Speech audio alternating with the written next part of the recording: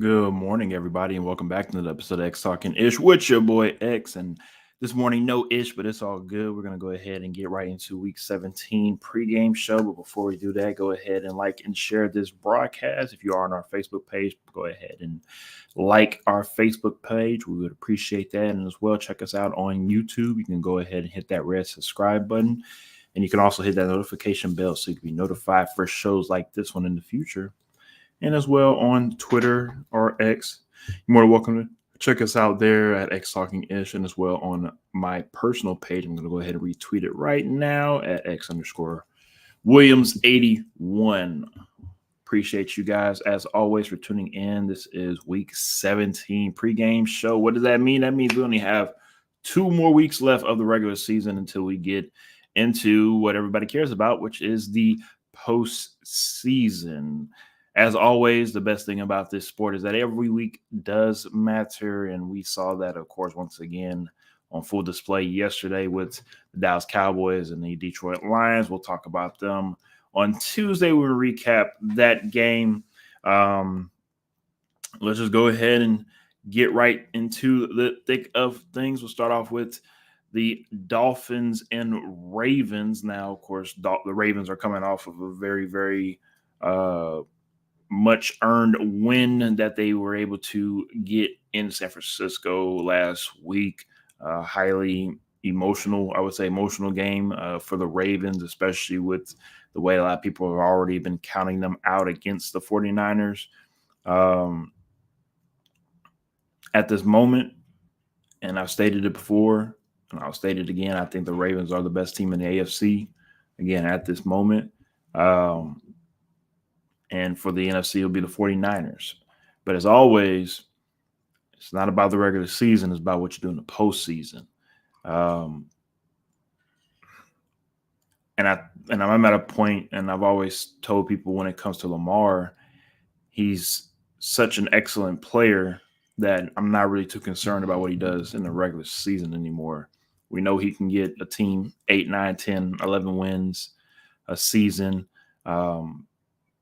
We know he can put on highlight type of plays, but now in his career, it's about getting these playoff wins. It's about getting to an opportunity to make a Super Bowl. I think this year is probably the best year that he's been able to have with the Ravens to be able to hopefully achieve that ultimate goal, which is making a Super Bowl and also winning it, right? The thing about the NFL, not just with this season, but in seasons past, you just never know what's going to happen on a Sunday, right? And I feel as though the Ravens are a better team than the Dolphins. I just think for whatever reason, this is just my little spidey senses tingling right now. It wouldn't surprise me at all if the Dolphins find a way to win this game. And again, it has nothing to do with the Ravens being a bad team or anything like that. I just think Dolphins are going to find a way to utilize their offensive sets, especially with a lot of motion, to find mismatches within the defense to be able to exploit that. The Ravens defense by far this season is the best defense, right? But with that being said, every dog can have his day, and I'm thinking that the Dolphins can have their day today when it comes to being able to put up a couple of points on this Ravens defense. If the Dolphins are smart, you play more of a contained type of defense for Lamar Jackson and not try to rush multiple people up the field, which wouldn't surprise me at all if that's the type of defense that is brought out for today. Again, just because I'm picking the Dolphins to win this game doesn't necessarily mean that I'm trying to talk down on the Ravens. I don't think that the Ravens are the best team in the AFC. I think they are. And as long as they finish off the season right next week, I think they should be fine heading into the postseason. I think they should be able to keep that number 1 seed. So we'll see how everything plays out. Playoff standings are not set. They will change this week and also, of course, next week. So we'll see how this all plays out. And, of course, we'll follow everybody up with the Ravens and their standings and see what happens with the Dolphins and where they land. All right, Patriots versus the Bills. Bills come in here as a home 14-point favorite. really isn't too much to talk about besides can the Patriots actually keep this close?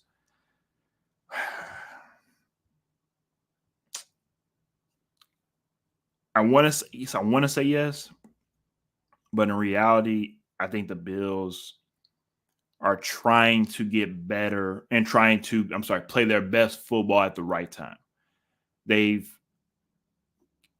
had a little bit of a shaky patch in the middle of the season. Of course, the turmoil that kind of started in the off season with Diggs and, you know, not being able to get the type of touches he won, especially in the last playoffs game last year. I think the Bills have been able to focus these last couple of weeks, take care of their business, and I think they do the same once again against the Patriots. I just honestly don't think the Patriots have enough on both sides of the ball to be able to contain this freight train right now. One interesting stat that I saw just a couple of days ago by Josh Allen. Now, one thing I will say, I know Josh Allen turns the ball over a lot, and that's one thing that we need to make sure that we put that out there. He's a turnover machine, but he also is a touchdown producing machine as well, too. First quarterback in NFL history to have 40 touchdowns in 4 straight seasons. I mean, that right there in itself is pretty impressive. Again, you think of names like Tom Brady and Peyton Manning and Aaron Rodgers, and those guys did it for 4 consecutive seasons. So one thing about Josh Allen, love him or hate him, as Cam Newton said, he is a game changer. So I have the Bills winning this game. I want to see if these Bills are for real. Again, it all comes down to these matchups in the AFC once the playoffs are finally set, and we'll see where the Bills land. At the moment, the Bills are the 6th seed. So again, if the playoffs were to start today, they would play the Chiefs, which I think we all would enjoy that matchup. And Ish and I talked about that on the recap show on Tuesday. He said he would pick the Bills today if he had to pick a team, if both of those teams were going into the playoffs. So again, we'll see how those standings look in a little bit, and we'll update you from there. 2 teams that will not be going to the playoffs this year. Now, the Falcons have a better opportunity because they might be able to steal that division title from the Bucks, but reality, I just don't think that's going to happen. But the Bears, they're obviously looking for next season. But I think this is an interesting matchup because the Falcons has been a team that's been talked about through the last couple of months or so as being a landing spot for Justin Fields moving forward on from the Bears. If the Bears decide to go into the draft and pick their next heir apparent for Chicago, there's a lot of rumblings that Falcons could be the landing spot, but nothing matriculated within the regular season to where they were able to make a deal. So with that being said, the Falcons, if I'm being honest with you guys, I was expecting for them to take another step this year comparison to what they were last year and to win a couple more games than they should have, or they should be winning this year comparison to last year. And it just has not happened. Obviously, the biggest red mark that you can put on this Falcons team seems like coaching isn't really doing what they're supposed to do coaching wise.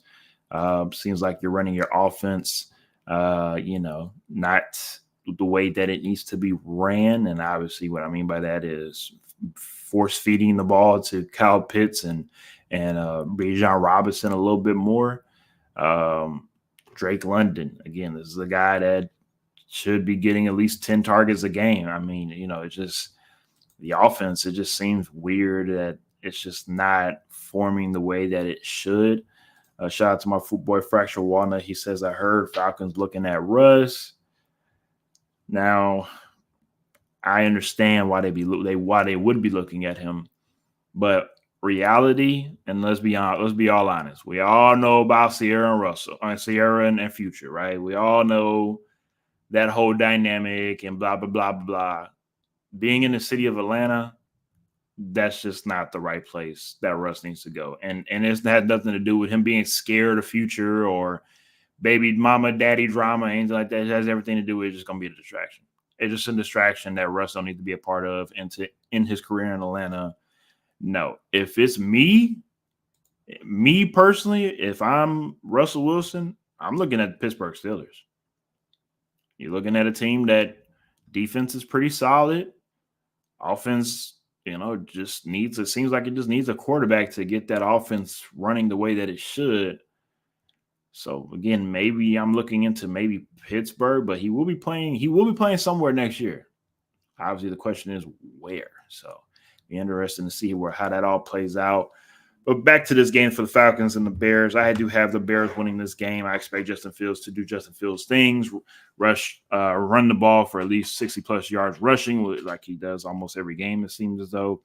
And for the Bears to take care of business at home, I know they are a 3-point home favorite, but I expect them to win this game by at least 10 points.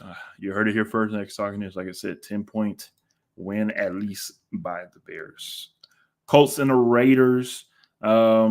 Two teams that are kind of disappointing, to say the least. One team that started off, okay with their rookie quarterback with the Colts with Anthony Richardson. Started off okay. Injury happens. Out for the rest of the season. Gardner Minshew comes in, do Gardner Minshew things, makes things look good, makes things look crappy. Gardner, what are you doing? Oh, my God, Gardner, great throw. Again, Gardner Minshew things. Now you're at where you're at and fighting for the division at this moment. And I just want to double check what their record is. Record at the moment for the Colts is 8-7.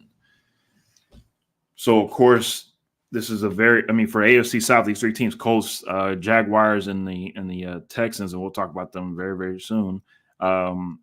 This is very, very important of a game for the Colts. They let go of a game last week to where I felt as though that was a game that they probably should have won against the Falcons.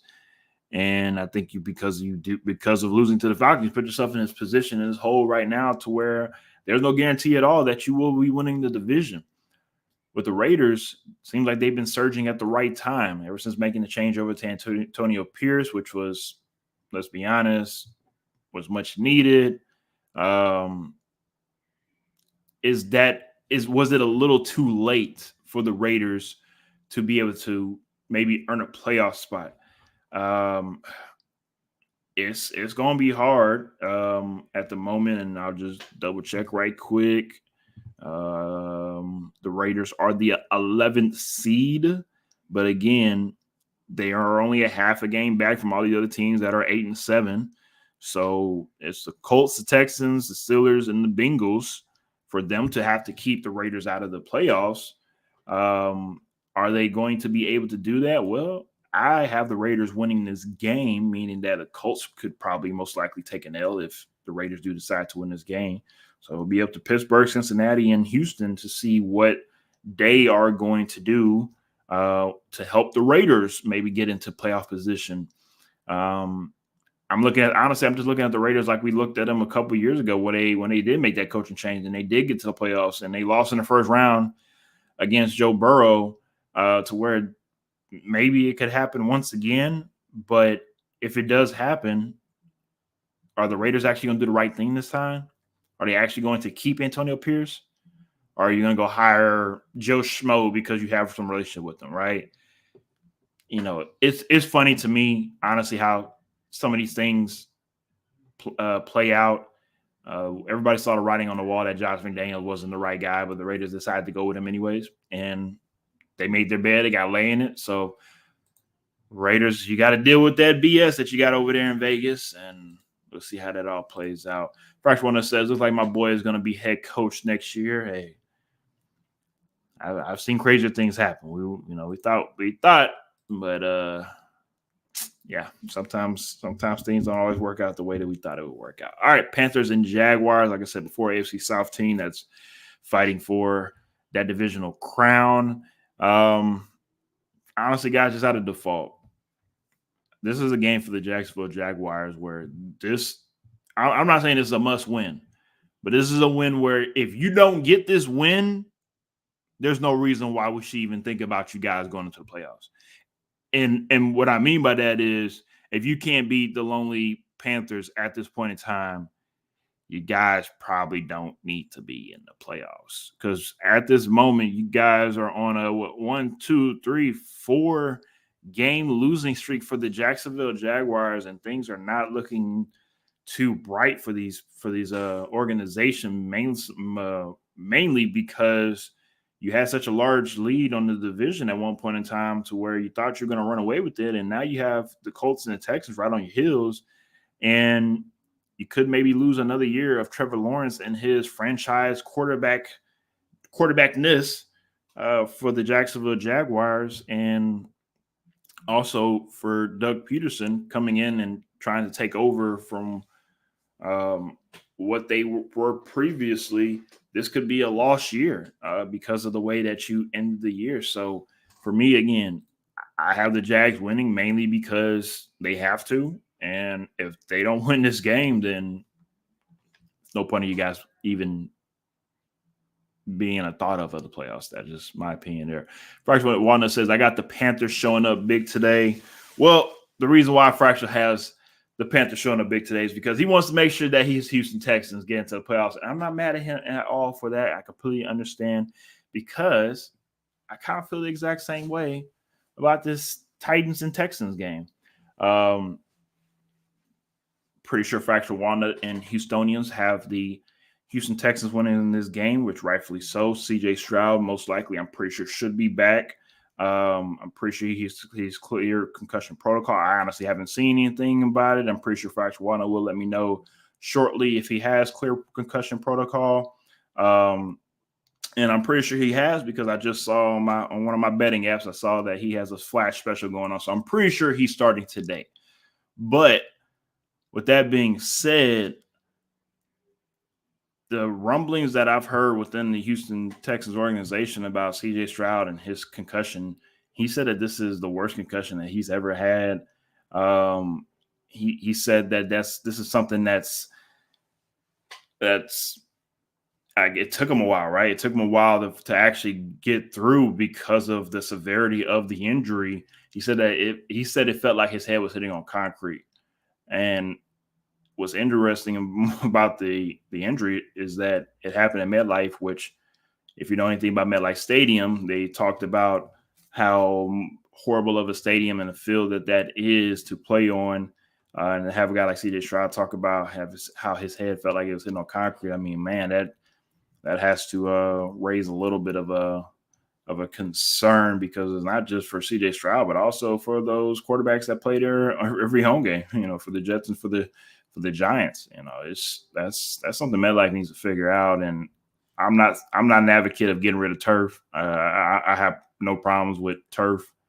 But there are a lot better turfs out here than in the past. And if MetLife wants to use turf, they need to find a better grade of turf.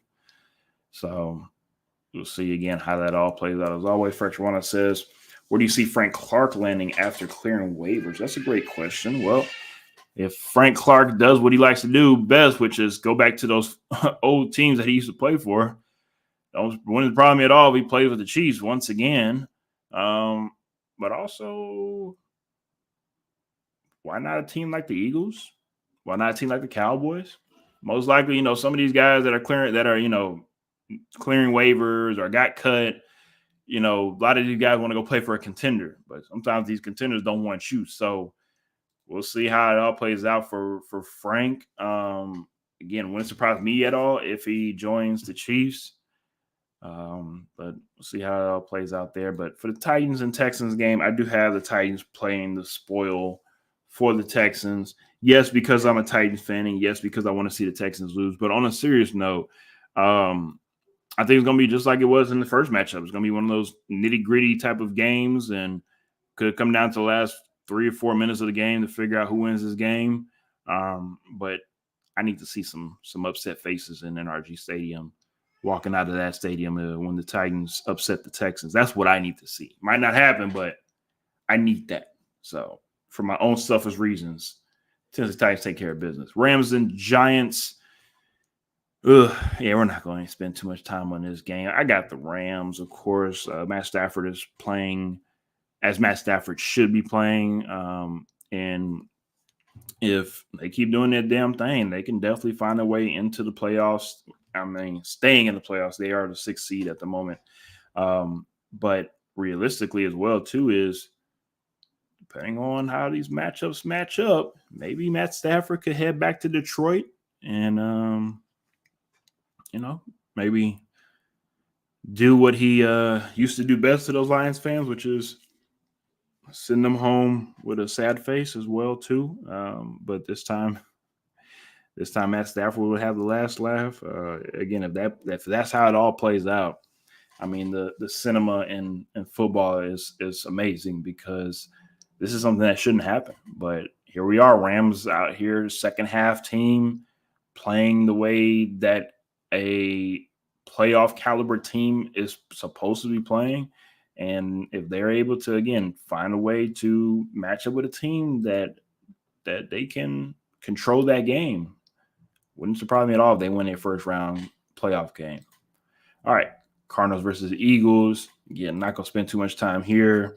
I expect Kyler Murray, the bad little toddler, to be doing his best impressions of running away from everybody like he's a bad kid with the remote.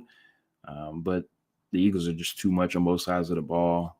I think the Cardinals actually keep this game a little bit closer than people think.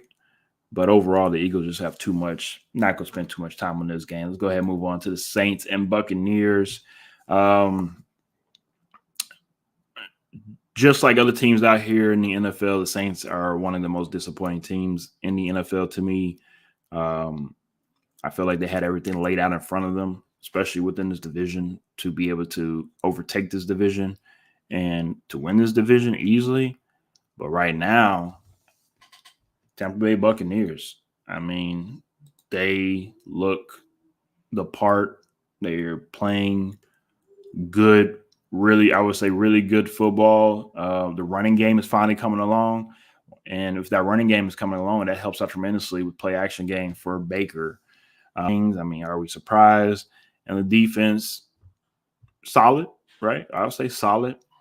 Tampa Bay Buccaneers, they have an opportunity to, again, depending on the matchup in the playoffs, they have an opportunity to shock the world, I would say. And I think they will win this game today, mainly at home. The Saints, again, I call them our box of chocolate teams. I just don't know what I'm going to get from this team week in and week out to where I can't trust them. At week 17, who would have thought I would be saying that I trust this Tampa Bay Buccaneers team led by Baker Mayfield more so than the Saints? And it doesn't matter if it was Derek Carr, James Winston, or Taysom Hill. I should be able to put more of my faith into the Saints than Tampa Bay Buccaneers at this point in time in NFL season. But here we are. And like we say all the time, once again, the game is not played on paper. It is played on the field. So you just never know how these things will play out until you go out there and play. And right now, the Tampa Bay Buccaneers are making Todd Bowles and the staff look very, very smart for taking their chance on Baker Mayfield and giving him an opportunity to be successful within his offense. Let's get to the comment section right quick. Fresh One says, I'm pretty sure Dan Campbell is sick this morning. Just kicked the extra point and forced Dak to beat you. I get it, but dang, bruh. I think that's, yeah, that was, we'll talk about that in a second. I know you usually talk about those things in a recap, but I'll talk about that in a second. Give me 1 second. All right. Fresh One says, oh, remember I said the Bucs would win this division. That you did. That's why, you need to spread more of your football awareness out here to these people. Let people know that these Bucs are for real. All right. Before we move on, though, let me talk about this comment right quick from Fresh One. Of course, everybody in their mama saw the game last night. Everybody in mama saw what happened at the Cowboys game, this, that, and the third. Of course, I had a night to think about it, sleep over it, this, that, and the third. I'm not mad at Dan Campbell, and I'm not mad at going for two. Here's the thing. The Lions have played this way all season long, right? And I was one of those people that was sitting on the couch like, hey, just kick the extra point. Let's go to overtime. Win in overtime. But this is who the Lions are with Dan Campbell, right? And I don't think it's one of those things where Dan Campbell's trying to use analytics. He's trying to be smarter than you. He's trying to do this, trying to do that. I look at Dan Campbell as he's not playing scared because we've seen multiple times, once and again, that a lot of reasons why the New England Patriots won a lot of games with Belichick and Brady was because a lot of teams were just scared to win, scared to lose games instead of going out there to win a game. And when you out here playing conservative and you find ways to not win, you end up losing the game. Now, with this game, in this situation, both teams are in the playoffs, right? The worst that the Lions can be this season is the third seed. So why not take that chance? Because if everything went right that first play and the Lions scored a 2-point conversion, win the game, we're not even having this conversation right now. Dan Campbell's looked at as a genius. Everybody's praising the Lions. Everybody's laughing at the Cowboys, right? So it's easy to say this one play, this one moment, but we can also go back and throughout the whole game, and the Lions left plenty of points on the field to where this game probably could have gone differently the last couple minutes of the game due to the difference in the score throughout the last three quarters. So one thing I'm not going to do, I'm not going to just single out one play and say, oh, that's the reason why this happened. Oh, the referees are getting paid. Oh, NFL is cheating. The NFL is rigged. All that crap like that. If you play football, you know good and damn well you do not leave the game in the referee's hands at the end of the game. That's one thing you do not do. So there were times in the game where I looked at the Lions like, why are you going for it on fourth down? Kick the field goal, right? Get your 3 points. But again, I understand when you come and play against the Cowboys, who's putting up 30, 40 points every game, you do have to play to win and play to score touchdowns. So it's understandable. But we also got to remember as well, it's week 17 in the NFL season to where this game really doesn't matter, right? It really doesn't, because what if these two teams meet up again in the postseason, which definitely could happen. Now, this game would matter because of tiebreak, to where if maybe it might host a tiebreaker type thing in the playoffs. But other than that, if I'm the Lions, I want to see the Cowboys again, because if I'm the Lions, I feel like we can beat the Cowboys. It took CeeDee Lamb to have over 200 plus receiving yards for the Cowboys to beat the Lions by 1 point. Think about that, right? So if I'm the Lions, and if I'm Dan Campbell and I'm talking to Aaron Glenn, tell Aaron Glenn, double CeeDee Lamb. Why in the hell do you have him single covered? Double his ass and let everybody else beat you. Let Ferguson beat you. Let Cooks beat you. But don't let CeeDee Lamb beat you. So with that being said, this is a great game for learning experiences for everybody. Cowboys and Lions. Learn from it, move on from it, see both y'all boys in the playoffs. That's how I see it. We're not going to spend too much time crying about it on social media like everybody else. We're not doing that crap. Get over it. You be all right. We ain't crying over spilled milk. Get your head out your asses. Let's go play some football. Frank one also says, and that O-line did check in with the ref. I saw him on TV do it. Yes, we saw it as well. Saw the clips as well from the screenshots, I should say, from him running up there to the refs. Look, it just. Even the ref said that, hey, he thought it was 70 that was shaking and not 68. Look, the point is that the game's over with. Okay, nobody's gonna go protest the game, go run back the game again. The game's over with. Who cares? Let's move on. Let's get ready to play some week 18 football if you're the Lions and the Cowboys, and then also get prepared for the postseason. That's what needs to be on your mind. Forget about one game. Let's move on.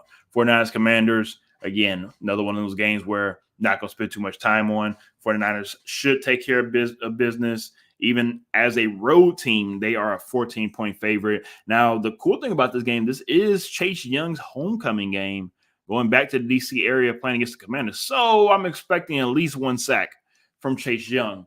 Other than that, 30, 40 points I expect the Niners to put up on the Commanders. And Ron Rivera, we will see you somewhere else as a defensive coordinator on another team, because your walking papers will be served next week.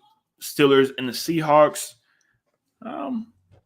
Interesting matchup here, because you got two teams still fighting and competing to hopefully maybe make the playoffs. Steelers, of course, outside looking in. Seahawks are on the inside, maybe looking out because they are that 7th seed. So nothing is guaranteed for both of these teams. But one thing I do know that is guaranteed is that the Seahawks have a better quarterback than the Steelers. And also being at home, I just think it's just going to be too much for the Steelers to overcome in Seattle. I do have the Seahawks winning this game. And like I said before with Russell Wilson, if I'm Russell Wilson, I'm looking at the Steelers team like, maybe you guys might need my help, my veteran leadership. Maybe I can help out Kenny Pickett, kind of like Aaron Rodgers was going to do with Zach Wilson at one point in time. But we saw how it really didn't help too much. Zach Wilson going to be Zach Wilson. Kenny Pickett, can he maybe learn some things from Russ?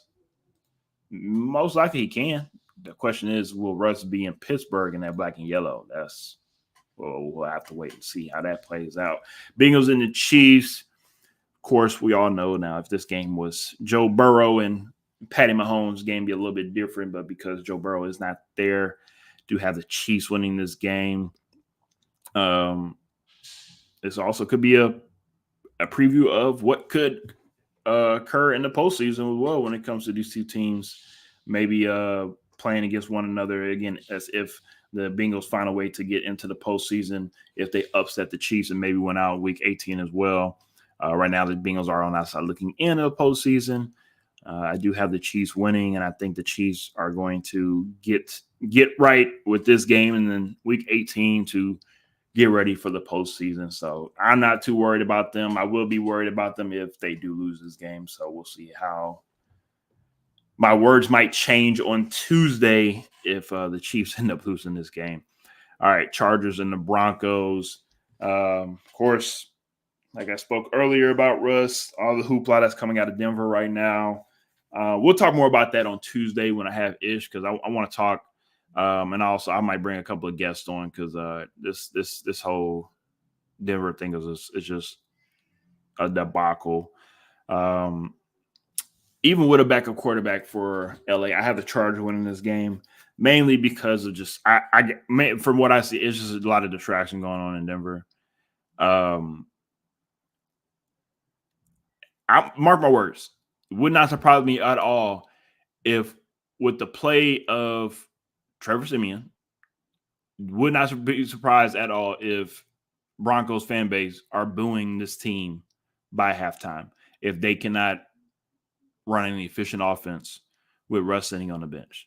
That's what I'm curious to see what happens with this game.